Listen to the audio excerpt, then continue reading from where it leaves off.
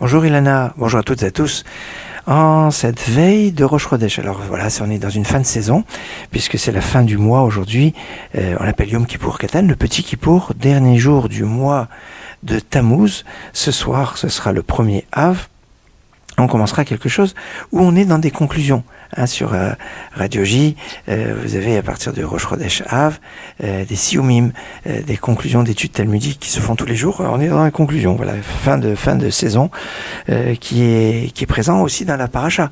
Enfin, paracha qu'on lira ce Shabbat, et Shabbat on lira les parachot Matot et Masré, et c'est la conclusion, fin de saison, conclusion du livre de Bamidbar. On est dans les conclusions de conclusion.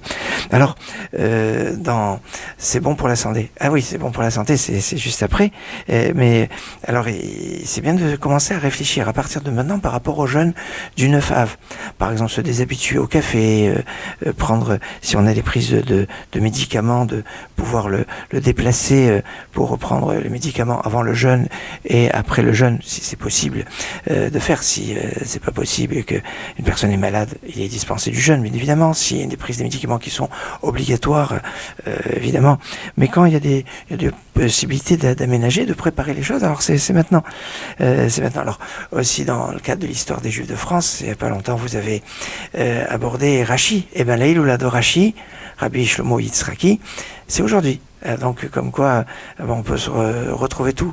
En conclusion, d'ailleurs, Rashi, c'est intéressant parce que Rashi, ça veut dire quoi? Alors, Roshi, ce serait ma tête, mais Roshi, ça s'écrit Resh Aleph Shin Yud, alors que Rashi s'écrit Resh Shin Yud.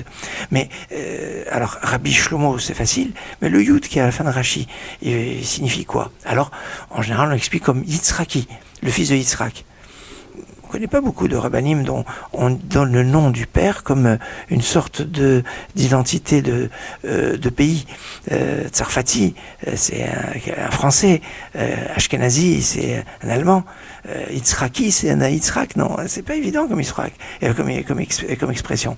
Alors c'est pour ça certains vont dire que Rashi, eh bien le yud de Rashi, c'est le yud de Yarhi. Yarhi, qui serait le nom. Ah, ça sera un Tunisien, Rashi. Oui, c'est un nom tunisien, parce que originaire de Lunel. Lunel, la lune, Yaréach.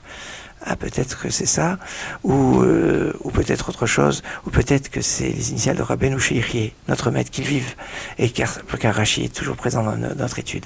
Bon, dans les chansons de notre vie, on va pouvoir écouter Imeshkacher Yerushalayim, et Si je t'oublie Jérusalem, qu'on ne doit pas oublier. Cette veille de Rosh Chodesh, Chodesh Tov Mevorach pour ce soir.